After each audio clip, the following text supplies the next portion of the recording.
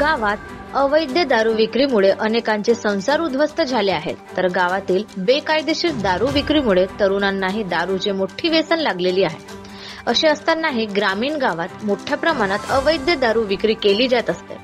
भंडारा जिल्ह्याच्या Sakoli police station मध्ये येणाऱ्या मिरे गावात खुलेआम अवैध दारू विक्रीचे गोरखधंदे मोठ्या प्रमाणात सुरू होते. त्यामुळे गावात मोठी अशांतता आणि असुरक्षिततेचा धोका निर्माण झाला आहे. त्यामुळे तरुणांवर आणि विद्यार्थ्यांवर मोठे परिणाम होते. मिरे गावात कायमस्वरूपी व्हावी यासाठी आक्रमक महिलांनी व ग्रामस्थांनी एकजूट होऊन ग्रामपंचायत व तंटामुक्ती समितीच्या सहकार्याने दारूबंदीचा लढा सुरू केला आहे.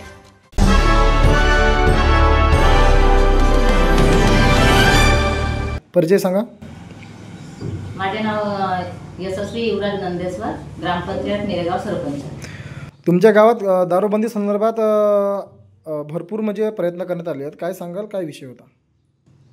विषय दारूपासून खूपच अडचणी निर्माण झाल्या आहेत. जवान मुलं दारू पित आहेत आणि त्याच्यामुळे मी झाली 2023 पासून, तेव्हापासून महिलांची मागणी आहे की तुम्ही दारू बंद करा. तर मी म्हटलं आता आम्ही प्रयत्न केल्यासारखे केलो, पण नाही झाली.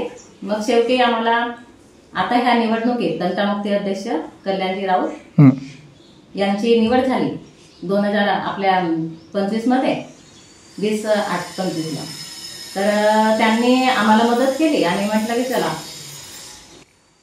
याच्यामध्ये महिलांचा समावेश आहे दारूबंदी करण्यासंदर्भात?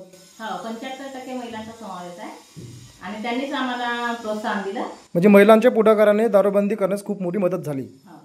तर जवळपास किती दुकान होते दारूचे, अवैध दारूचे? आता 7 दुकान होते. 7 दुकान सध्याच्या स्वरूपात बंद आहेत.